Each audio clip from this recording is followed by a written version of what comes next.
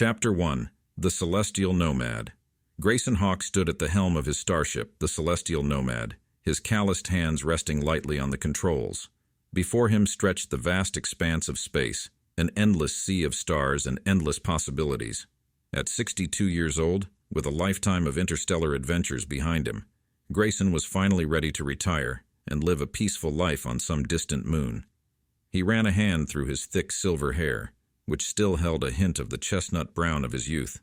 His rugged face, marked with lines of laughter and experience, was reflected in the cockpit's viewport. Grayson had been a spacer for as long as he could remember. He stowed away on a freighter at the age of 15 to escape the crushing poverty of his home world. In the decades since, he'd seen and done things most people could only dream of. He'd traded with exotic alien races, explored uncharted star systems, and even fought in a few interstellar skirmishes. Through it all, the Celestial Nomad had been his faithful companion, a sturdy ship he'd won in a high-stakes game of chronic years ago. But now Grayson was tired. The thrill of adventure had given way to a deep weariness, and the solitude of space felt more lonely than liberating. He longed for solid ground beneath his feet, for the simple pleasures of a garden to tend, and a porch to sit on while watching the sunrise and set. He'd saved enough over the years to buy a cozy homestead on Verdant Vista, a lush agricultural moon known for its stunning scenery and laid-back lifestyle. Just a few more days of travel, and he'd be there. Grayson could almost taste the fresh air and feel the warm sunlight on his face. Lost in thoughts of his impending retirement, Grayson almost didn't notice the blinking light on his console. He frowned, leaning in for a closer look. It was a distress signal emanating from a small, uncharted island about half a day's journey off his current course. Grayson hesitated, torn between his desire to start his new life and his spacer's instinct to never ignore a call for help. In the end, his conscience won out. With a sigh, he altered course and set off toward the mysterious island. As the Celestial Nomad approached the coordinates, Grayson's frown deepened. His scanners were picking up some strange readings. The island was too regular in shape to be natural, and it was emitting energy signatures consistent with advanced technology. But this area of space was supposed to be uninhabited, with no known settlements or outposts.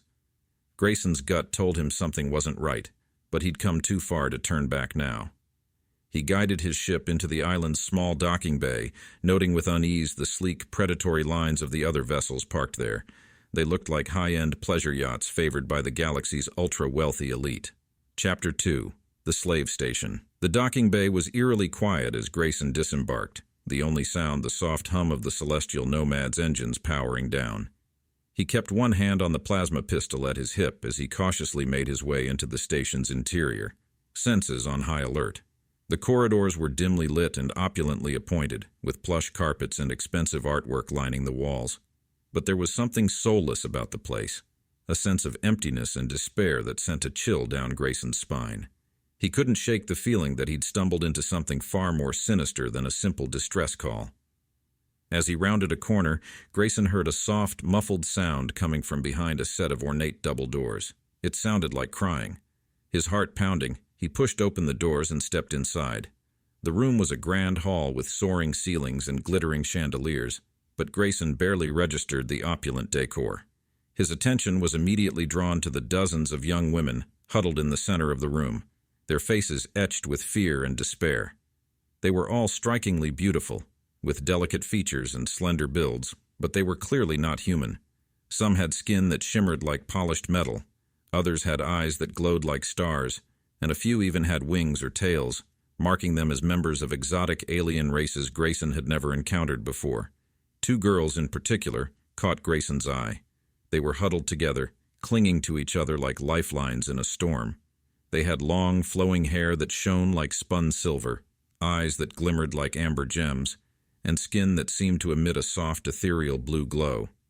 They were breathtaking, like something out of a fairy tale, but their beauty was marred by the shackles around their wrists and the collars around their necks. With a sinking feeling in his gut, Grayson realized the truth. This was no ordinary space station but a slave trading post. These poor girls were the merchandise, destined to be sold to the highest bidder and subjected to a life of servitude and abuse. Grayson's hand tightened on his pistol, his jaw clenching with barely contained rage. He may have been an old spacer, but he still had a sense of right and wrong, and this was about as wrong as it got. Just as he was about to step forward and confront the slavers, a door at the far end of the hall burst open. A group of armed men stormed in, led by a hulking brute with mottled green skin and a cybernetic eye. The slaver sneered at Grayson, his lip curling with disdain. "Well, well, what do we have here?" he drawled, his voice dripping with malice. "An old man who's lost his way? You've stumbled into the wrong place, Gramps. This is a private establishment, and you're trespassing." Grayson stood his ground, meeting the slaver's gaze with a steely one of his own. "I'm no trespasser," he said evenly. "I picked up a distress signal from the station, thought someone might need help. But it seems the only ones in distress here are these poor girls you've got chained up like animals." The slaver barked out a harsh laugh. "Distress signal must have been a glitch in the system. As for the girls, they're not in distress. They're just waiting for their new owners to come and collect them. It's all perfectly legal, I assure you." Grayson's eyes narrowed. "Legal? Slavery is illegal in every civilized corner of the galaxy. What you're doing here is monstrous." The slaver's cybernetic eye glinted with malice. "Monstrous? No. What's monstrous is letting such prime specimens go to waste. These girls are a commodity, old man, and a valuable one at that. So here's the deal. You've got two choices. Either pay up for a chance to sample the merchandise yourself, or get the hell off my station. What's it going to be?" Grayson's heart raced as he stared down the slaver, his mind spinning with the weight of the choice before him. He was just one man, outnumbered and outgunned. He knew he couldn't take on the slavers alone, but he also knew he couldn't just walk away and leave these girls to their fate. His gaze drifted back to the two silver-haired beauties, their amber eyes wide and pleading. In that moment, Grayson knew what he had to do. It was reckless, foolish even, but it was the only choice he could live with. Slowly, deliberately, he reached into his pocket and pulled out a small data chip. It contained the access codes to his retirement fund, every credit he'd saved over a lifetime of hard work and sacrifice. With a heavy heart, he tossed the chip at the slaver's feet. "I'll take them," he said, his voice steady despite the turmoil raging inside him. "All of them. I'm buying their freedom." The slaver's eyes widened with shock and disbelief. "All of them? Are you crazy, old man? Do you have any idea how much that would cost?" Grayson met the slaver's gaze unflinchingly. "I have enough, and I'm willing to pay whatever it takes to get these girls out of here into safety." The slaver hesitated for a moment, then shrugged. "Your funeral, old-timer, but I ain't complaining. More credits for me." He scooped up the data chip and plugged it into a handheld scanner, his eyes bulging as the amount flashed on the screen. "Damn, you weren't kidding," he muttered, pocketing the chip with a greedy grin. "All right, the girls are all yours. But remember, once you leave this station, they're your responsibility. No refunds, no returns." Before proceeding, don't forget to like, subscribe, and hit the notification bell.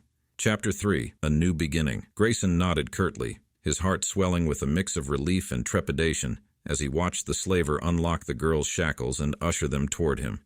They huddled together, their eyes wide with fear and confusion. Grayson held out his hands in a gesture of peace, his voice gentle. "It's all right," he said softly. "You're safe now. I'm not going to hurt you. I'm here to help." The girls exchanged wary glances, but something in Grayson's eyes must have reassured them. They stepped forward tentatively, allowing him to guide them out of the hall and back toward the docking bay. As they walked, Grayson's mind raced with the implications of what he'd just done. He'd given up his entire life savings, his dream of a peaceful retirement, to save dozens of girls he'd never met before. It was impulsive, irrational even, but somehow it felt like the most right thing he'd ever done. Back at the Celestial Nomad, Grayson quickly went to work, preparing the ship for departure. He guided the girls into the passenger compartment, doing his best to make them comfortable despite the cramped quarters.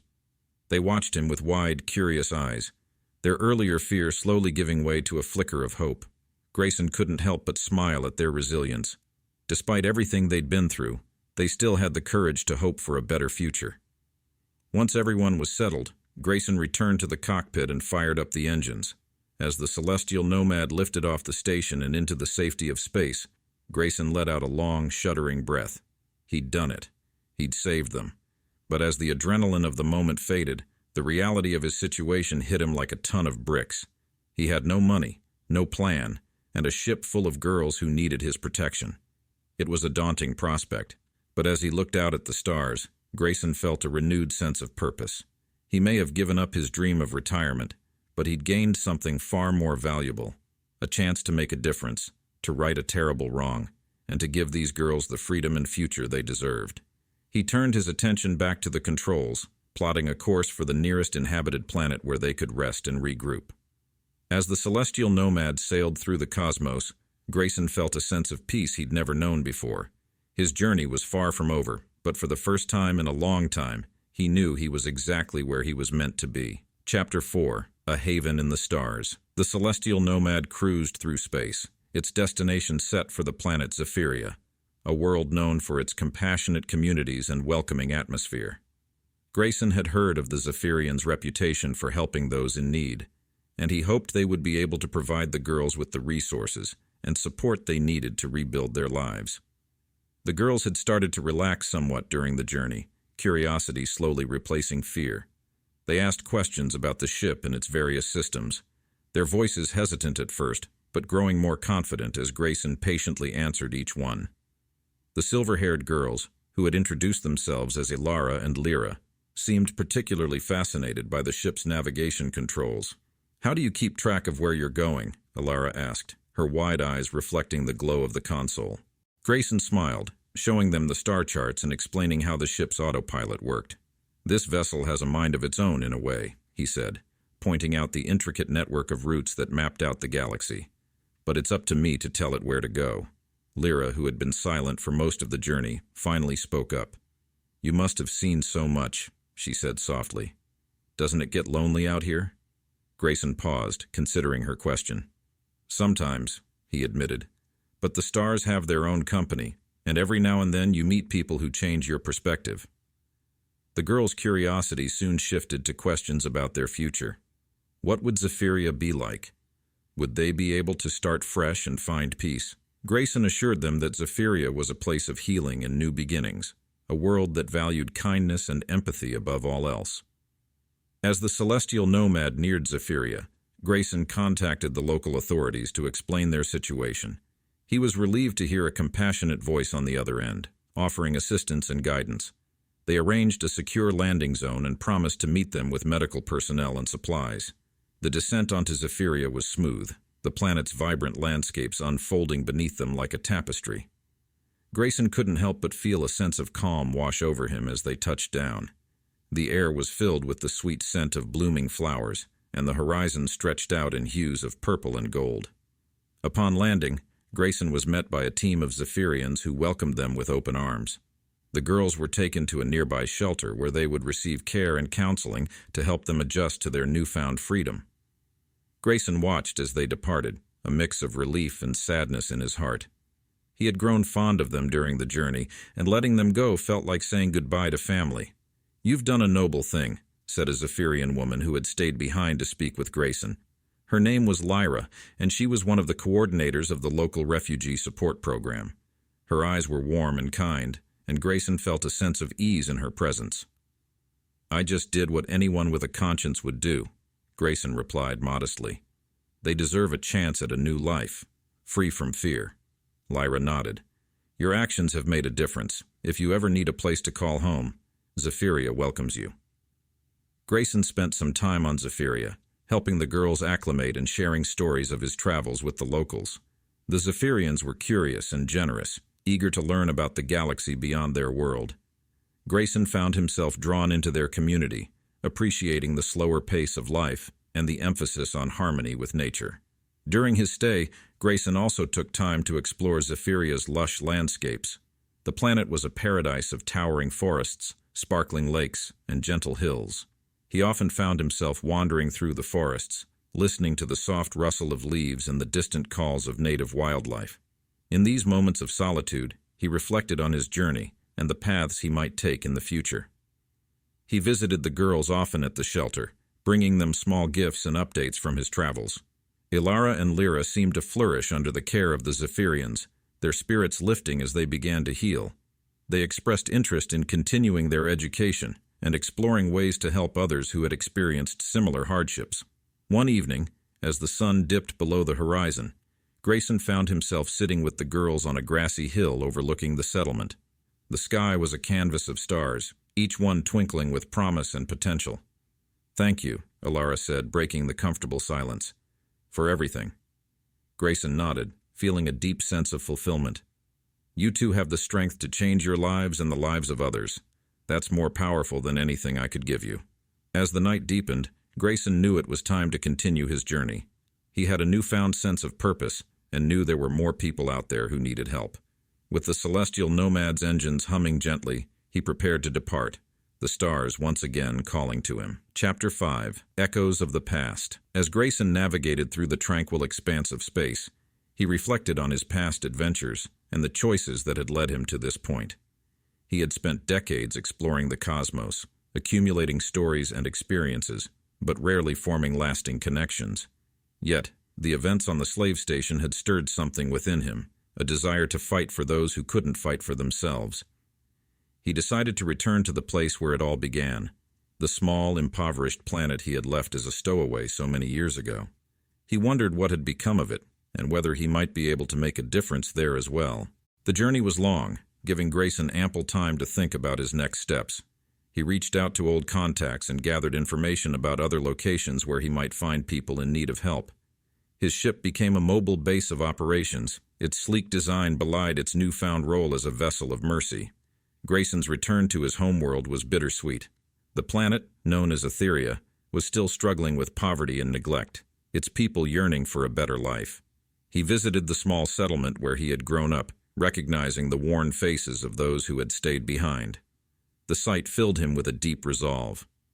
"Grayson Hawk," an elderly woman greeted him, her eyes widening in recognition. She was one of the few who remembered him, her voice carrying a mix of surprise and warmth. "You left as a boy and returned a hero." "I'm no hero, Mora," Grayson replied, humbled by her words. "But I want to help. What can I do?" Mora told him of the challenges facing Etheria: lack of resources, opportunities, and education. Grayson listened intently, forming a plan in his mind. He would use his connections and the wealth of knowledge he had acquired over the years to bring aid to Etheria, starting with education programs and infrastructure development. With Mora's guidance, Grayson began to organize efforts to bring positive change to Etheria. He enlisted the help of volunteers from across the galaxy, people who were eager to lend their skills and expertise to uplift a struggling community. As the days turned into weeks, hope began to bloom on Etheria, much like the gardens Grayson had once dreamed of tending. Grayson arranged for shipments of supplies to be delivered to Etheria, focusing on essentials like food, medical equipment, and educational materials. He partnered with charitable organizations and philanthropic individuals who shared his vision of a brighter future for the planet.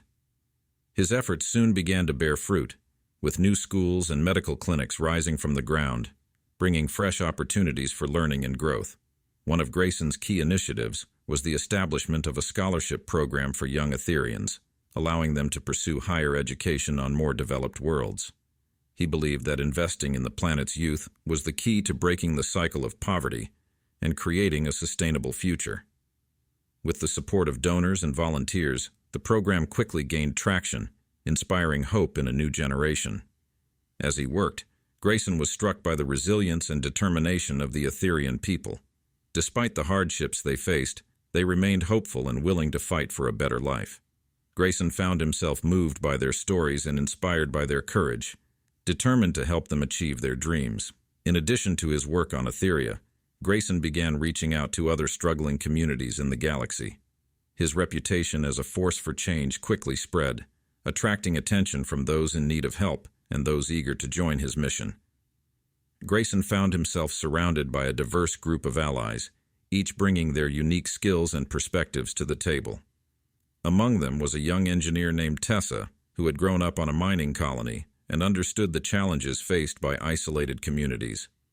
Her expertise in technology and infrastructure proved invaluable, and she quickly became an integral part of Grayson's team. Together, they developed innovative solutions to the problems facing Etheria and other worlds, from renewable energy systems to advanced communication networks. Grayson also reconnected with old friends from his days as a freighter pilot, many of whom shared his desire to make a difference. They offered their ships and resources, forming a makeshift fleet dedicated to delivering aid and support wherever it was needed. Grayson was grateful for their camaraderie and the shared sense of purpose that bound them together. One evening, as Grayson walked through the settlement where he had grown up, he marveled at the transformation taking place before his eyes. The once dilapidated buildings had been repaired and repurposed, bustling with activity and life. The air was filled with laughter and the sounds of children playing, a testament to the resilience and spirit of the Etherian people. Grayson paused to watch a group of children gathered around a teacher, their faces lit with excitement as they learned about the galaxy beyond their world. The sight filled him with a sense of pride and accomplishment, knowing that his efforts had made a tangible difference in their lives. As the sun set over Etheria, casting a warm glow across the settlement, Grayson felt a deep sense of fulfillment. He knew that his journey was far from over, but he was grateful for the opportunity to give back to the place that had shaped him. Etheria had given him his start, and now he was helping to give it a new beginning. Grayson returned to the Celestial Nomad, preparing for his next mission. His heart was full of gratitude for the connections he had made and the progress he had witnessed. The galaxy was vast and there were still many challenges to face, but Grayson was ready to meet them head-on. With the stars as his guide, Grayson set a course for the next destination on his list, eager to continue his work and spread hope wherever he could. He knew that his journey would take him to new worlds and new challenges, but he was determined to make a difference, one star at a time. Chapter 6: Legacy of Light.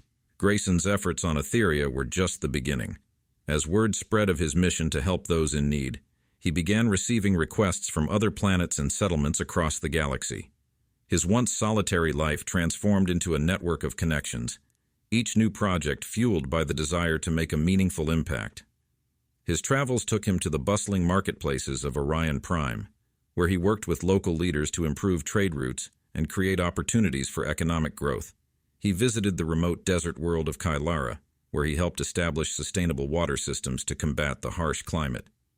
Each new mission brought its own set of challenges and rewards, and Grayson relished the opportunity to make a difference. One evening, as he sat in the cockpit of the Celestial Nomad, Grayson received an unexpected transmission. It was from Alara and Lyra, the twin sisters he had rescued from the slave station.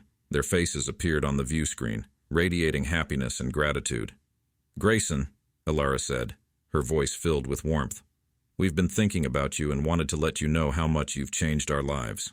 Lyra nodded. "Thanks to you, we found a new home on Zephyria and have started a program to help other survivors. We're working to end slavery in our part of the galaxy." Grayson's heart swelled with pride as he listened to their words. The twins had taken their experiences and turned them into a force for good, continuing the mission he had started. He knew they would inspire countless others with their strength and resilience. "You two are remarkable," Grayson replied, his voice thick with emotion. "I have no doubt you'll succeed in your mission." As the transmission ended, Grayson felt a renewed sense of purpose. He had traded his dream of retirement for a legacy that would reach far beyond the stars. His journey had taken him from a stowaway on a freighter to a force for change, and he knew that the best was yet to come.